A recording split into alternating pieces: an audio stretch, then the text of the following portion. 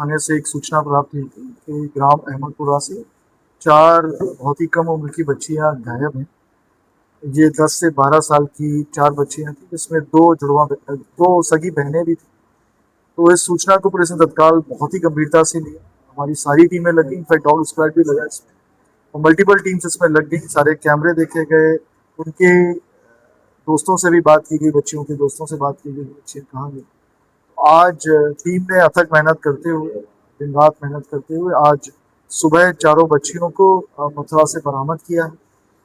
चारों बच्चियों से जब पूछताछ की गई तो उन्होंने ये बताया कि डांट के डर से ये लोग दिल्ली गए थे। पहले दिल्ली इन्होंने यूट्यूब में देख रखा था कि सरोजनी नगर में कपड़े अच्छे मिलते हैं, तो कुछ पैसा लेके, बैग लेके घर से ये लोग गए थे। पहले इनका प्लान था, इरादा था कि सरोजनी नगर में शॉपिंग करनी, लेकिन शॉपिंग नहीं की। उसके बाद ये सीधे वृंदावन आ गए। इनमें से एक बच्ची पहले वृंदावन जा चुकी थी अपने परिचित के साथ, तो फिर वृंदावन से पुलिस ने सकुशल इनको बरामद किया, क्योंकि बच्चियों की उम्र बहुत कम थी और ये कोई भी इनका गलत फायदा उठा सकता था। छोटी बच्ची में बहुत ही 12 से 14 साल की उम्र इन बच्ची। टीम ने इसको बहुत ही गंभीरता से लिया और ऑपरेशन स्माइल के अंतर्गत पूरी टीम ने जीतोड़ मेहनत करते हुए, हमारी देहात एसओजी टीम में, क्रिमिनल इंटेलिजेंस टीम में, हमारे जो नए सीओ अथॉरिटी साहब आए उन्होंने मेहनत की, और हमारे एसपीआरओ साहब ने तो पूरी दिन रात मेहनत की। इसमें पूरा लगे रहे जब तक कि लड़कियां बरामद नहीं हुई। इसी केस में वो लगे रहे और चारों बच्चियों को पुलिस ने सकुशल बरामद किया। यहाँ से दिल्ली, वहाँ से वृंदावन, कैसे कैसे कहाँ से आई बच्चियों के पास ऐसी? अब ये पेरेंट्स से जब पूछताछ की गई तो इनके पेरेंट्स को ये भी नहीं पता था कि इनके पास मोबाइल फ़ोन भी है।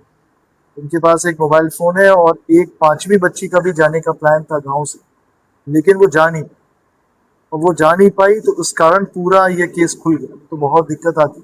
ऐसा नहीं है कि परिवार ने किसी को नहीं, किसी ने अभी तक तो ऐसा कुछ निकल के आया नहीं। और बच्चियों से और भी पूछताछ की जाएगी, लेकिन बरगलाने का कोई प्लान नहीं। उन्होंने खुद देखा था कि कपड़े अच्छे मिलते हैं सरोजनी नगर में, और घर का कहना है कि माँ बाप डांटते थे, तो उससे भी उनको वो था। तो पेरेंट्स से भी काउंसलिंग की जाएगी कि बच्चों को ध्यान रखें। बहुत ही कम उम्र है बच्चों की, और विशेष तौर पे क्योंकि कम उम्र के बच्चे होते हैं तो कोई भी इनका गलत फायदा उठा सकता है। उनके दिमाग में कहाँ से आया कि मोबाइल पे कोई रील देखी थी? यूट्यूब देखा था उन्होंने, उसके सर, इन कारण। चारों का रिश्ता क्या है आपस में? इसमें 2 सगी बहनें हैं, चारों एक ही गांव की, अहमदपुरा गांव की हैं चारों, और बस 7, 8, 9, 10 में पढ़ती हैं, 4 बच्चे। सर, जैसा कि इन्होंने कदम उठाया है, इसको लेकर के क्या संदेश देना चाहेंगे औरों को?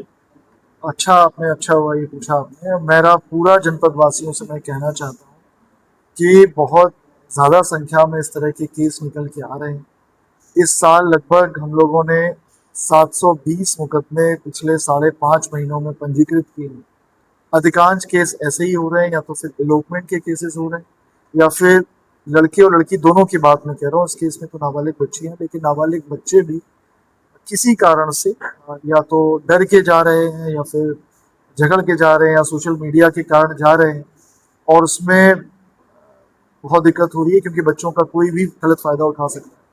मैं ये भी बताना चाहूँगा कि आपको पता होगा, अक्टूबर में हमारे जनपद अलीगढ़ में ही तैनात एक दरोगा की, सब इंस्पेक्टर का एक लड़का भी चला गया। वो लड़का भी नाबालिग था, और वो 6 महीने दिल्ली में।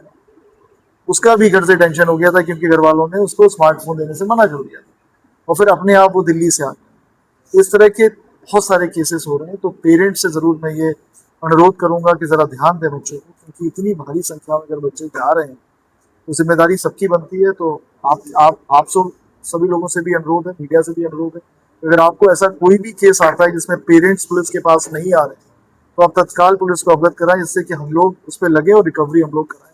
क्योंकि नाबालिग बच्चे का कोई भी मिसयूज कर सकता है, उनका गलत फायदा उठा सकता है, और उनके साथ किसी भी तरह की कोई गलत चीज़ नहीं होनी चाहिए। तो मैं यही आप सभी के माध्यम से जनपद वासियों से अनुरोध करना चाहूँगा।